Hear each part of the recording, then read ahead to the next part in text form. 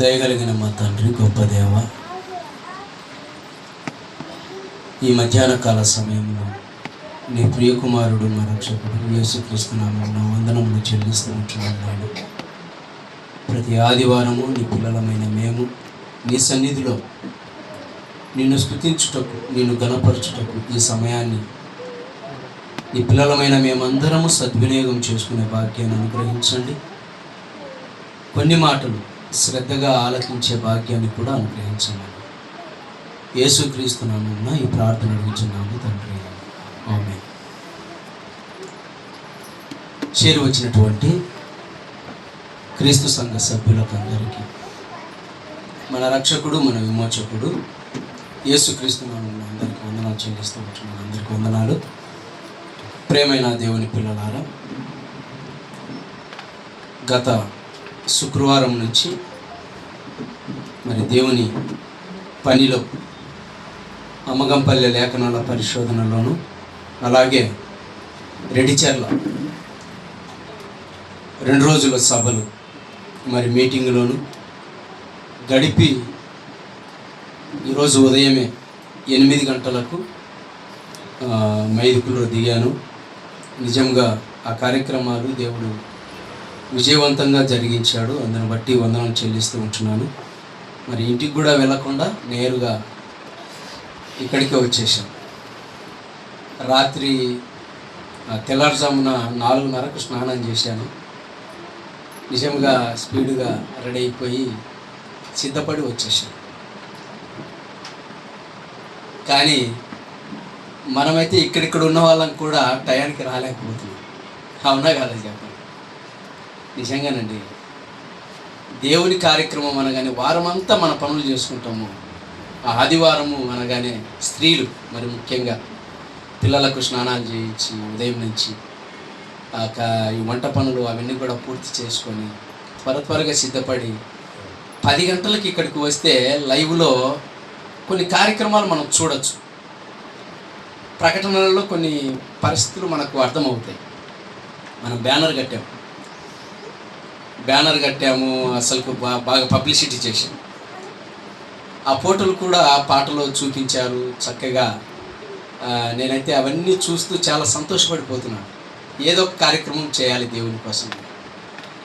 జై కొట్టు నా యేసుకే అన్నటువంటి కార్యక్రమాన్ని 8 రాష్ట్రాలలో మన పిల్లలందరూ కూడా చక్కగా యేసుక్రీస్తును గురించినటువంటి ఉన్నతమైనటువంటి కార్యక్రమాలు నిన్నటి దినానికి చాలా చక్కగా చాలామంది చేసేసారు. చాలా సంతోషం. ఇంతకు ఆ పాటలో ఉన్నటువంటి భావం ఏంటంటే, మట్టలాదివారాన్ని ఈరోజు క్రైస్తవులందరూ చేసుకుంటున్నారు. మట్టలాదివారం. ఒక ఆమె ఫోన్ చేసింది లేదు. ఒక ఆమె ఫోన్ చేసి ఎప్పుడు రాదు అని అన్న, అప్పుడప్పుడు వస్తుండేది. ఇప్పుడు ఫోన్ చేసి నిన్ననే ఫోన్ చేసి అన్న ఆదివారం చేస్తున్నారా అని. అంటే ప్రతి ఆదివారం చేస్తున్నాం కదమ్మా, ఆరాధన చేస్తున్నాము, వాక్యం చెప్తున్నాం. అలా కాదన్నా, మట్టలు పట్టుకొని తిరిగేదామన్నా ఉంటుందని నేను రావాలనుకుంటున్నాను అన్నది. అనగానే మట్టలు పట్టుకొని తిరిగేది ఉండదమ్మా, బైబిల్ పట్టుకొని చర్చిలో కూర్చొని వాక్యం వినేది ఉంటుంది. మీరు బైబిల్ పట్టుకొని రండి అమ్మా అన్నాను. అవునన్నా, అదే నాకు కొన్ని సంఘాలలో చేయరన్నా, కొన్ని సంఘాలలో చేస్తారు అని ఆమెకు కొన్ని వాక్యాలు కూడా చెప్పడం జరిగింది. ఎందుకంటే ఈ మట్టలాదివారము అని బైబిల్లో ఎక్కడ రాయబడింది చెప్పండి? ఎక్కడ రాయబడలేదు. బైబిల్లో లేనిది చేయడానికి చాలా ఇష్టపడతారు. అవునా? బైబిల్లో లేనిది చేయడానికి ఇష్టపడతారు, బైబిల్లో ఉన్నది చేయరు. ఇంతకు ఎందుకు యేసుక్రీస్తు ప్రభుల వారు మరి గాడిద మీద ఏమండి ఊరేగింపబడ్డాడు? ఎందుకు ఆ మట్టలు పట్టుకున్నారు? ఆ మట్టలతో పాటు బట్టలు కూడా పరిచారు తెలుసా? ఆ మట్టలతో పాటు బట్టలు పరిచారు, అలాగే చెట్లు కొమ్మలు నరికారు, అవన్నీ చేశారు. చూద్దామా కొన్ని సంగతులు చూసి. ఎక్కువసేపు చెప్పను, దగ్గర ఒక 10-15 నిమిషాలలో ముగిస్తాను. చూద్దాం. మత్తయి సువార్త ఫస్ట్, మత్తయి సువార్త, మార్కు సువార్త, లూకా సువార్త, యోహాను సువార్త. ఈ సువార్తలన్నీ కూడా క్రీస్తుని గురించినటువంటి సువార్తను బాగా ప్రకటించినటువంటి కార్యక్రమాలు, క్రీస్తుని గురించి తెలియపరిచే మాటలని రాస్తూ ఒక మంచి మాట చూడండి. మత్తయి సువార్త 21వ అధ్యాయము 21వ అధ్యాయము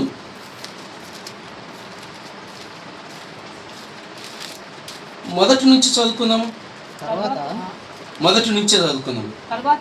తర్వాత యెరూషలేమునకు సమీపించి ఒలీవ చెట్ల కొండ దగ్గర ఉన్న బెత్సగేకు వచ్చినప్పుడు యేసు తన శిష్యులలో ఇద్దరిని చూచి, మీ ఎదుటనున్న గ్రామమునకు వెళ్ళగానే కట్టబడి ఉన్న ఒక గాడిదయు దానితోనున్న ఒక గాడిద పిల్లయు మీకు కనబడును. వాటిని విప్పి నా యొద్దకు తోలుకొని రండి. ఎవడైనను మీతో ఏమైనను అనిన ఎడల అవి ప్రభువునకు కావలసి ఉన్నవని చెప్పవలెను. ఏమండి, యేసుక్రీస్తు ప్రభుల వారు ఇక్కడ మాట్లాడుతున్నటువంటి మాట ఏంటో తెలుసా? ఒక భవిష్యత్తు చెప్తున్నాడు. భవిష్యత్తు. శిష్యులను పిలిచాడు. మీ ఎదుటనున్న ఒక గ్రామానికి వెళ్ళండి అన్నాడు. ఆ గ్రామానికి వెళ్ళగానే మీకు మొట్టమొదటిగా ఏం కనపడుతుందో తెలుసా? ఒక గాడిద పిల్ల కనపడుతుంది. దానిని తీసుకొని రండి. ఎవడైనాను ఇది ఎందుకు మీరు తీసుకెళ్తున్నారంటే ప్రభువుకు కావాలనండి, అంతే.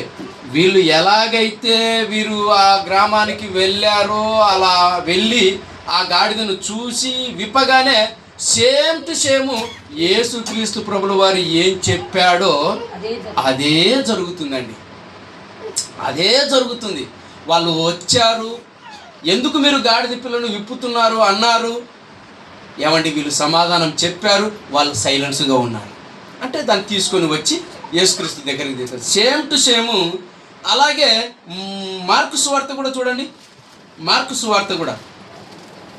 సువార్త 11వ అధ్యాయము చూద్దాం. ఎందుకంటే ఈ 4 సువార్తలలో వ్రాయబడినటువంటి మాటలను ఒకసారి గమనిద్దాం. 11వ అధ్యాయము మొదటి నుంచి మనం చదువుకుంటూ వస్తే సేమ్ టు సేమ్ మాటలు, అవే మాటలు.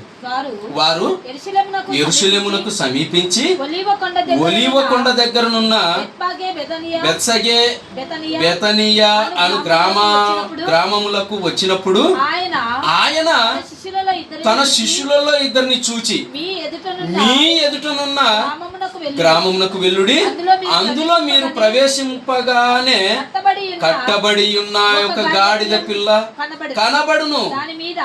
దాని మీద ఏ మనుష్యుడును ఎప్పుడును కూర్చుండలేదు. దానిని విప్పి తోలుకొని రండి. ఎవడైనను మీరెందుకు ఇలాగ చేయుచున్నారని మిమ్మును అడిగిన ఎడల అది ప్రభువునకు కావాలని ఉన్నదని చెప్పుడి. తక్షణమే వాళ్ళు ఏం చేశారు? వెళ్ళారు. Same to same. ఏమండి, నిజముగా మత్తయి గారు రాసిన, అలాగే మార్కు గారు రాసిన ఇద్దరు కూడా ఒకే భావముతో ఒకే విధముతో రాస్తున్నారు, ఒకే విషయంతో చెబుతున్నారు. అయితే కొన్ని సందర్భాలలో వాళ్ళు చెబుతున్నటువంటి మాటలను అటు ఇటు కావచ్చు, కానీ సందర్భం అయితే అదే. అందుకే లూకా గారు కూడా ఏమని రాస్తున్నాడో చూడండి. లూకా గారి గురించి కూడా ఏమని రాస్తున్నాడో చూడండి. ఏమని రాస్తున్నాడు? మార్కు సువార్త అయిపోయింది. 14వ వచనంలో ఒక మాట ఉంటుంది. ఆ మాట చూడండి. 14వ వచనంలో అందుకు ఆయన ఇక మీదట ఎన్నటికి కాదు లేక అది కాదు 12వ అధ్యాయము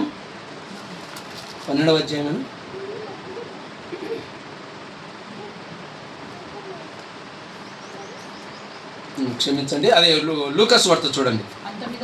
19వ అధ్యాయము 29వ వచనం. అక్కడ కూడా సేమ్ మాటలు, అవే మాటలు మనకు కనబడతాయి. ఏమని మాట్లాడుతున్నాడు ఆయన? ఒలివ కొండ దగ్గరనున్న బెత్ఫాగే బెతనియ అను గ్రామముల సమీపమునకు వచ్చినప్పుడు తన శిష్యులను ఇద్దరిని పిలిచి మీ ఎదుటనున్న గ్రామమునకు వెళ్ళుడి, అందులో మీరు ప్రవేశింపగానే కట్టబడి ఉన్న ఒక గాడిద పిల్ల మీకు కనబడును, దాని మీద ఏ మనుషుడును ఎన్నడును కూర్చుండలేదు అన్న మాట ఉంది చూడండి. అలాగే అక్కడే వ్రాయబడినటువంటి మరొక మాట ఏంటంటే 39వ వచనంలో ఒక మాట ఉంటుంది. ఆ మాట చూడండి. ఆ సమూహములో చూడండి, ఆ మాట చూడండి. 39వ వచనం. ఆ సమూహములో ఉన్న కొందరు పరిసయ్యులు బోధకుడా నీ శిష్యులను గద్దింపుమని ఆయనతో చెప్పగా ఆయన వారిని చూచి వీరు ఊరుకుండిన ఎడల ఈ రాళ్ళు కేకలు వేయునని మీతో చెప్పుచున్నానెను అన్నాడండి. ఎందుకు ఈ మాట ఇక్కడ రాయబడి ఉంది అంటే, నిజంగా యేసుక్రీస్తును గాడిద మీద కూర్చోబెట్టుకొని వాళ్ళు చేస్తున్నటువంటి కార్యక్రమం ఏంటి అంటే, బట్టలు పరిచారు, కొమ్మలు పరిచారు, మట్టలు పట్టుకున్నారు. అక్కడ వాళ్ళు ఏమని అరుస్తున్నారంటే, దావీదు కుమారుడా జయము, దావీదు కుమారుడా, దావీదు కుమారునికి జయము, ప్రభువు పేరట వచ్చువాడు స్తుతింపబడును గాక, సర్వోన్నతమైన స్థలములలో జయము జయము. ఏమండి, ఈ జయము ఎవరికి పలుకుతారు చెప్పండి? ఏమండి, గెలిచిన వారికి, అలాగే రాజుకు, జయించిన వానికి ఎన్నో అర్థాలు వస్తాయి. అంటే జయము. అందుకే మన Bible open universes India international వారు కూడా తీసినటువంటి పాట ఎలా ఉంది చెప్పండి? జయకొట్టు నా యేసుకే. ఎందుకు ఈ పాట రాశారు? ఈ పండగకి మనకు గిఫ్ట్. నిజంగా ఎవరు ఈ కోణములో ఏమండి పాట రాసిన వాళ్ళు ఎవరు లేరండి. నిజంగా యేసుక్రీస్తును ఒక గొప్పగా చూపించాలి అంటే మనము తప్ప ఏమండి ఎవరు అంతగా చూపించారండి. అందుకే జయకొట్టు నా యేసుకే అని ఎందుకు చెప్తున్నాడంటే, ఇప్పుడు కేకలు వేస్తున్నారు. కేకలు వేస్తుంటే వారిలో ఉన్నటువంటి కొందరికి, శాస్త్రులకు, పరిచయులకు పడటం లేదు. ఎందుకు అరుస్తున్నారు? మీ శిష్యులు ఎందుకు అరుస్తున్నారు? వాళ్ళు ఎందుకు అరుస్తున్నారు అని వాళ్ళు అక్కడ ఉన్నటువంటి వారు ఆటంకం చేస్తున్నారు. ఆటంకం చేస్తుంటే యేసుక్రీస్తు ప్రభువు వారు ఏమంటున్నారు? ఆయన వారిని చూచి వీరు ఎవరు? నా శిష్యులు. ఏమంటే వీళ్ళు పిల్లలు అరవకోకుండా ఊరికే ఉండిన ఎడల ఈ రాళ్ళు కేకలు వేస్తాయి. తెలుసా ఎందుకు కేకలు వేస్తాయి? యేసుక్రీస్తు రాజు అని, ఈ లోకానికి రక్షకుడు అని ఏమండి ఈ ప్రకృతికి తెలుసు. ఈ ప్రకృతి అరుస్తుంది, ఈ ప్రకృతి కేకలు వేస్తుంది. అంటే మీరు ఆపాలనుకుంటున్నారా? దేవుని కార్యక్రమాలను ఆపాలనుకుంటున్నారా? ఎవరి తరము కాదు. సువార్త ప్రకటిస్తున్నటువంటి ప్రతి ఒక్కరిని ఆపాలని ఇప్పటికే ఎన్నో కుట్రలు, కుతంత్రాలు జరుగుతున్నాయి. ఇంకా భవిష్యత్తులో ఇంకా ఏమేమి వినాలనో ఏమండి అర్థం కాని పరిస్థితుల్లో ఈరోజు క్రైస్తవ్యం ఉంది. ఇప్పటికిప్పుడే మొన్న వచ్చినటువంటి వార్త ఏంటి? ఏమండి, సుప్రీంకోర్టు ఇచ్చినటువంటి తీర్పు, మతం మారితే ఏమండి మీకు వచ్చే రిజర్వేషన్లు ఏమండి ఎస్సీ హోదా కూడా పోతుంది. ఏమండి నిజముగా క్రీస్తును నమ్ముకున్నటువంటి వారిని ఇవన్నీ తీసేస్తాము, ఇక అమల్లో పెట్టేస్తాము అంటే ఇక నిజంగా నమ్మే వాళ్ళు ఎంతమంది ఉన్నారు చెప్పండి? ఏమంటే చాలామంది పిరికి వాళ్ళు ఏం చేస్తారంటే వెనక్కి వెళ్ళిపోతారు. కానీ నేను మరణించిన క్రీస్తు దగ్గరికి, నేను మరణించిన పరలోకానికి వెళతాను, నా క్రీస్తు గొప్పవాడు అన్న వాళ్ళే నిజంగా నిజమైనటువంటి క్రైస్తవులు, నిజమైనటువంటి ఏమండి నిజంగా సువార్థికులు. ఏమండి అలాంటి జాబితాలో ఎవరున్నారు చెప్పండి? ఏమండి మీకు రేషన్ కార్డు కట్ అంటే కన్నా ఏమండి అందరూ మానేస్తారండి దేవుణ్ణి, చర్చికి రారు. అవునా కదా చెప్పండి? ఏమండి పోషించేది, ఈ ప్రకృతిని చేసింది, సమస్తాన్ని చేసింది ఎవరు అంటే మన రక్షకుడైనటువంటి క్రీస్తు ద్వారానే తండ్రి అయిన దేవుడు జరిగించాడు. మరి అలాంటి యేసుక్రీస్తును గొప్పగా చెప్పడానికి మరి చాలామంది భయపడిపోతున్నారు. అందుకే చెబుతున్నాడు, మీరు ఒకవేళ బెదిరించినా, మీరు ఒకవేళ అడ్డగించినా ఏం చేస్తాయో తెలుసా? ఏమండి రాళ్ళు కేకలు వేస్తాయి అన్నాడు. చూడండి, రాళ్ళు కేకలు వేస్తాయా? 40వ వచనంలో చూడండి. అలాగే ఆయన వారిని చూచి మీరు ఊరికుండిన ఎడల ఈ రాళ్ళు కేకలు వేయునని మీతో చెప్పుచున్నాను నేను అన్నాడు. చూడండి, మీతో చెప్పుచున్నాను. ఆయన ఆ పట్టణమునకు సమీపించినప్పుడు దానిని చూచి దాని విషయమై ఏడ్చి నీవును ఈ నీ దినమందునను సమాధాన బంధమైన సంగతులను తెలుసుకొనిన ఎడల నీకెంతో మేలు. ఏమండి యేసుక్రీస్తు గురించి మీరు తెలుసుకోవాలి. అందుకే చెబుతున్నాడండి ఒక మంచి మాట. ఏం చెప్తున్నాడంటే, ఇప్పుడు యోహాను సువార్తలోకి వద్దాం. ఎందుకు ఇదంతా జరుగుతుంది? ఇప్పుడు యోహాను గారు ఏం రాస్తున్నారో ఒకసారి యోహాను సువార్త చూడండి. యోహాను సువార్త ఏమంటే 12వ అధ్యాయము, యోహాను సువార్త 12వ అధ్యాయము. అక్కడ ఒక మాట చెప్తున్నాడు. 12వ అధ్యాయము ఇక్కడ కూడా చెబుతూ ఒక మాట చెప్తున్నాడు. 14వ వచనం చూడండి. సియోను కుమారి భయపడకుము, ఇదిగో నీ రాజు గాడిద పిల్ల మీద ఆసీనుడై వచ్చుచున్నాడు అని వ్రాయబడిన ప్రకారము యేసు ఒక చిన్న గాడిదను కనుగొని దాని మీద కూర్చుండెను. ఇదంతా ఎందుకు జరుగుతుంది అనుకుంటున్నారు? ఏమండి దేవుడు రాసుకున్నాడు, గాడిద పిల్ల మీద రావాలి నా కుమారుడు, ఎవ్వరు దాని మీద ఎక్కి ఉండకూడదు. మొట్టమొదటిసారిగా నా కుమారుడు ఎక్కాలి, నా కుమారుడు ఊరేగింపబడాలి. అందుకే నా కుమారునికి జయము కలగాలి, విజయం కలగాలి. అందుకు చెబుతున్నాడు. ఏమండి ఇక్కడికి యోహాను గారి దగ్గరికి వచ్చేసరికి యోహాను గారు ఏమండి నిజంగా పూర్తి వివరణ ఇస్తున్నాడు. చూడండి, సియోను కుమారి భయపడకుము, ఇదిగో నీ రాజు గాడిద పిల్ల మీద ఆసీనుడై వచ్చుచున్నాడు. ఎవరు ఈ రాజు? యేసుక్రీస్తు ప్రభువారు. మనం పాట పాడుకుంటాం, మనం కాదు కానీ క్రైస్తవులందరూ పాట పాడతారు. యేసుక్రీస్తు గురించి ఏమని పాట పాడతారు? యేసు రాజుగా వచ్చుచున్నాడు. వచ్చుచున్నాడా? వచ్చాడా? వచ్చేసాడు. ఏమండి ఆ రోజు ఏమండి ఊరేగించారు. ఆ రోజు ఏమండి జయము జయము ఓసన్నా, జయము ఓసన్నా, జయము అని ఏమండి ఆ రోజే యేసుక్రీస్తు గురించి ఏమండి అక్కడ ప్రకటిస్తుంటే అక్కడ ఉన్న వాళ్ళందరూ ఆశ్చర్యపోయారు. అక్కడ కిందికి చదివితే మీరు మత్తయి సువార్త, లూకా సువార్త, మార్కు సువార్త ఇవన్నీ మీరు చదువుతూ వస్తే అక్కడ ఇంతకు ఈయన ఎవరు? ఈయన ప్రవక్త, ఈయన గొప్పవాడు అని ఆ రోజు వాళ్ళు ఆశ్చర్యపోయారు. ఈయన ఇంత గొప్పగా ఉన్నాడని ఆ ప్రజలకు, ఆ జనాలకు తెలియడానికే ఆ రోజు జరిగినటువంటి ఏమండి ఊరేగింపు, గాడిద పిల్ల మీద యేసుక్రీస్తును ఊరేగించాం. ఇప్పుడు ఎవరిని ఊరేగిద్దాం చెప్పండి? మట్టలాదివారం చేద్దాం. ఎవరిని ఊరేగించాలి? ఎక్కడ ఊరేగించాలి చెప్పండి? ఎవరిని ఊరేగించాలి? ఆయనను ఊరేగించడం అంటే ఏంటో తెలుసా? ఇప్పుడు మనం ఊరేగించాలంటే ఏంటో తెలుసా? సువార్త ప్రకటించాలి, సువార్త ప్రకటించాలి. ఆయన గురించి గొప్పగా చెప్పాలి. ఆయన గురించి గొప్పగా చెప్పాలి అంటే యేసుక్రీస్తు ప్రభువు వారే చెప్పారు. ఏమని చెప్పారు? మీరు సర్వలోకమునకు వెళ్ళి సర్వ సృష్టికి సువార్త ప్రకటించండి అన్నాడు.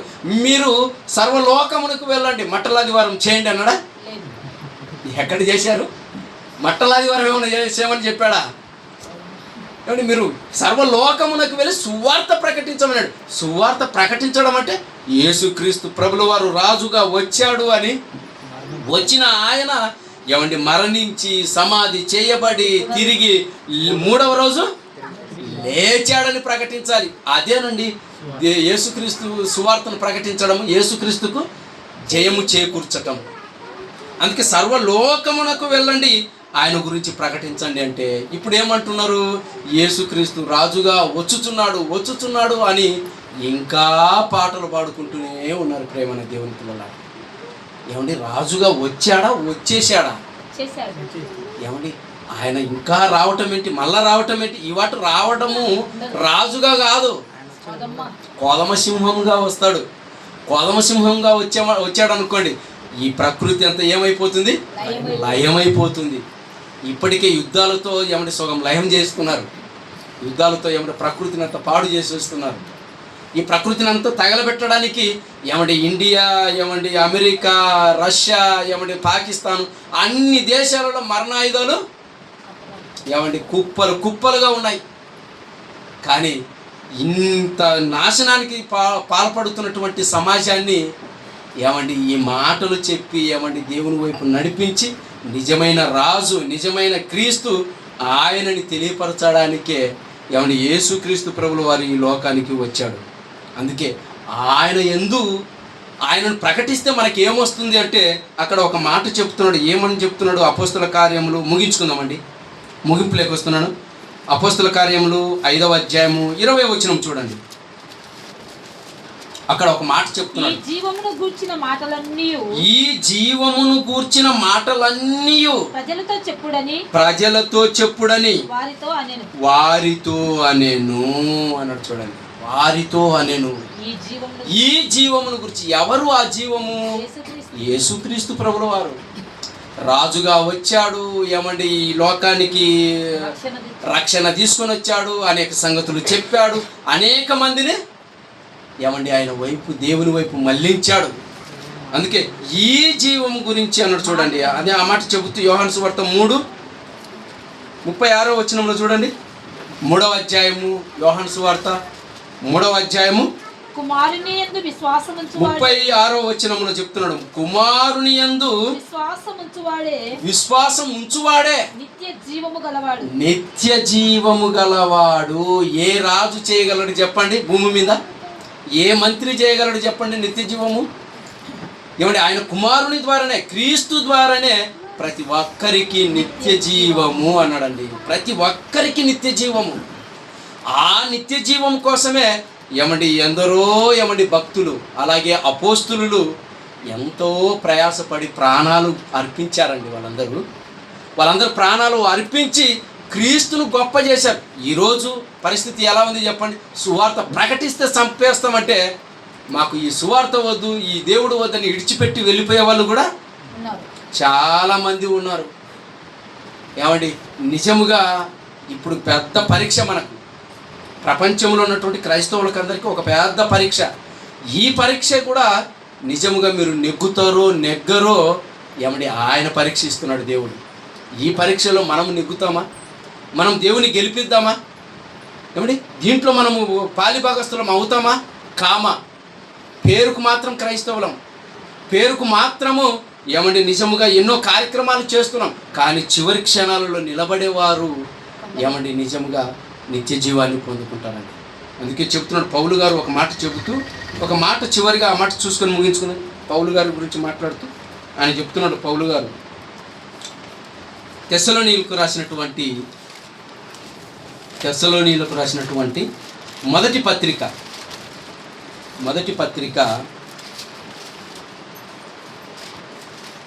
2వ అధ్యాయము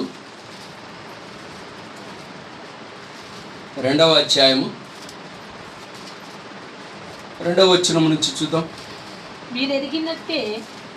మొదటి వచనం నుంచి చూడడానికి, మొదటి వచనం నుంచి సహోదరులారా మీ యొద్ద మా ప్రవేశము వ్యర్థము కాలేదు గాని మీరెరిగినట్టే మేము ఫిలిప్పులో ముందు శ్రమపడి అవమానము పొంది ఎంతో పోరాటముతో దేవుని సువార్తను మీకు బోధించుటకై మన దేవుని యందు ధైర్యము తెచ్చుకొంటిమని మీకు తెలియను.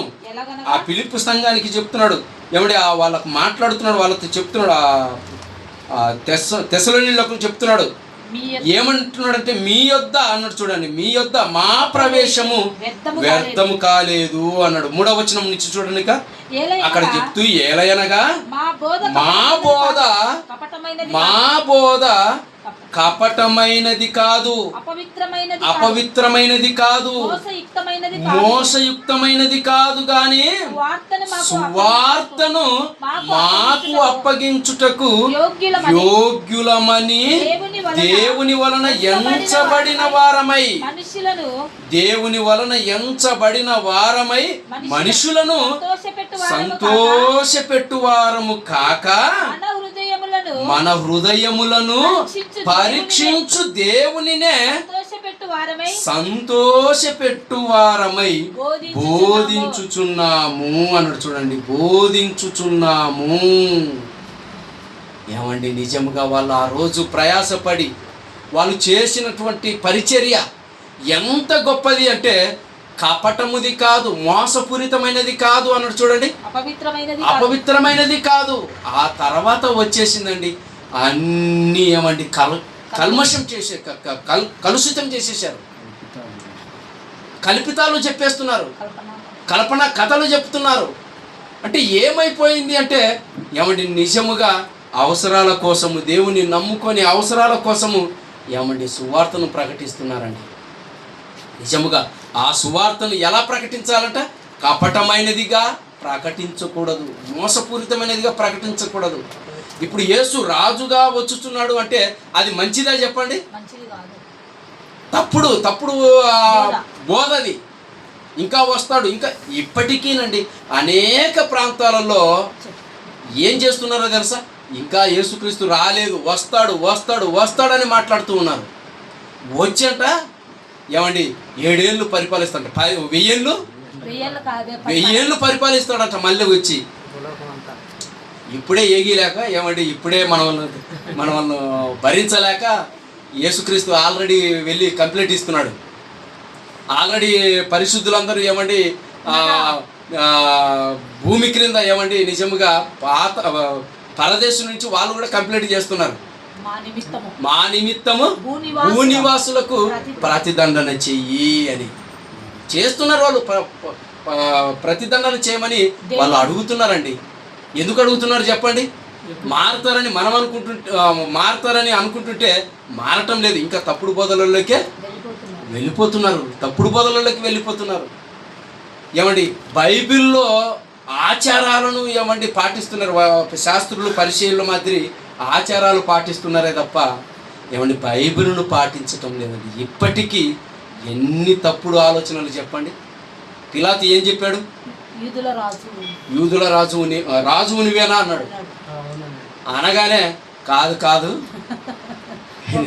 నేను మళ్ళా వస్తా అని ఎప్పుడన్నా అన్నాడా బైబిల్లో?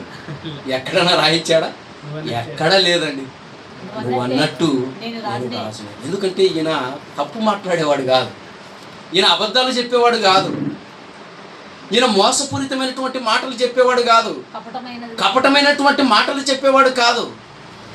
నేను రాజునే. అందుకే పుట్టగానే జరిగినటువంటి సందర్భం ఏంటి? యూదుల రాజుగా పుట్టినవాడు ఎక్కడ? ఏంటి ఈ మాటలన్నీ చదువుకున్నారు కానీ ఎవరు ఏమండి ఈ మాటలను మరి అమల్లోకి తీసుకొచ్చి బోధించే వాళ్ళు లేరండి. బోధిస్తున్నారు కానీ మళ్ళీ వాటిని పాటించటం లేదు. అందుకే ఆయన వలననే ఎలాంటి రక్షణ ఉంది. ఒక్క మాట చూస్తారా? లూకాసు వార్త 2వ అధ్యాయము 14వ వచనం చూడండి. ఆయన గురించి మాట్లాడుతూ ఒక మాట చూడండి. 2వ అధ్యాయం లూకాసు వార్త 14వ వచనం. సర్వోన్నతమైన డాడీ గారు చెప్పారు కదా, మన తండ్రి గారు చెప్పారు కదా, ఆత్మీయ తండ్రి గారు ఆ మాట చూడండి. సర్వోన్నతమైన సర్వోన్నతమైన స్థలములలో దేవునికి మహిమయు ఆయనకిష్టులైన మనుషులకు భూమి మీద సమాధానమును కలుగునుగాక. ఆయన నుండి రాజుగా వచ్చాడు, మనకు సమాధానాన్ని కలిగించాడు. ఏమండి, బాప్తిస్మం తీసుకున్నాం, పాపములో పడి ఉన్న చీకటిలో ఉన్న మనలను ఏమండి సమాధానపరిచి శత్రువులను కూడా ఏకము చేసి ఏమండి ఒక సంఘములో చేర్చాడు. చూడండి, అదేనండి సమాధానం. ఆ సమాధానంలో చేర్చబడ్డాము. చేర్చబడిన కూడా ఏమండి మళ్ళీ మనం తప్పుడు ద్రోవలలోకి, తప్పుడు ఆలోచనలలోకి, తప్పుడు ఏమండి బోధలలోకి మనం వెళ్ళిపోయామనుకోండి, ఇక మనల్ని ఎవరు కాపాడుతారు చెప్పండి? అందుకే ప్రేమైన దేవుని పిల్లలారా, నిజంగా మట్టల ఆదివారం అన్నది ఏమండి ఆ రోజు ఎందుకు చేశారో ఇప్పుడు మీకు అర్థమైపోయింది. ఆ రోజు ఎందుకు చేశారు అంటే, యేసుక్రీస్తు ఇంత గొప్పవాడని ఆ రోజు ప్రజలు తెలుసుకోవాలి. ఆయన నమ్మలేదు ఎవరు. మరియ కుమారుడు యోసేపు కుమారుడే కదా అంటున్నారు, నమ్మలేదు. ఇప్పుడు ఆయనను నమ్మాలి అంటే, ఆయన గురించి గొప్పగా చెప్పాలి అంటే ఏం చేయాలి? ఏమండి ఒక గాడిద పిల్లను తీసుకురావాలి, ఆయన కూర్చోవాలి, ఏమండి కేకలు వేయాలి. కేకలు వేస్తుంటే కొందరికి మంటలు వేసిపోతుంది, హృదయంలో బాధలు వేసిపోతుంది. అప్పుడు యేసుక్రీస్తు ప్రభుల వారు మాట్లాడిన మాట ఏంటో తెలుసా? మీరు వీరి నోళ్ళు మీరు మూయించినా ఈ రాళ్ళు కేకలు వేస్తాయి. ఈ రాళ్ళు కేకలు వేస్తాయి. ఎందుకో తెలుసా? నేను రాజునే, రాజుగా వచ్చాడు క్రీస్తు. కాబట్టి ఇదంతా తెలియక నేటి క్రైస్తవ్యము ఏమండి తప్పుడు ఆలోచనలలో ఉన్నటువంటి క్రైస్తవ్యాన్ని మంచి మార్గంలోకి మనం తీసుకురావడానికే కొన్ని సంగతులు మనం తెలుసుకున్నాము. నేను ఏదో పాఠం చెప్పాలనుకున్నాను, కానీ ఒక ఆమె ఫోన్ చేసినందుకు ఈ మాటలు, కొన్ని మాటలు మీకు తెలియాలి కదా. మీకు తెలిస్తే మీరు కూడా కొన్ని విషయాలు తెలుసుకొని కొందరికి మనం చెప్పవచ్చు. మరి ఇంకా లోతుగా కొన్ని సంగతులు మనం తెలుసుకునేదానికి కూడా ఆస్కారం ఉంది. ఆ 4 సువార్తలలో రాయబడినటువంటి మాటలను మరి చక్కగా మీరు కూడా విశ్లేషించి తెలుసుకొని బోధించేవారిగా ఉండాలని ప్రేమపూర్వకంగా కోరుకుంటూ ఈ నా మాటలు ముగిస్తూ ఉంటున్నాను. థ్యాంక్ యూ అందరికీ. అది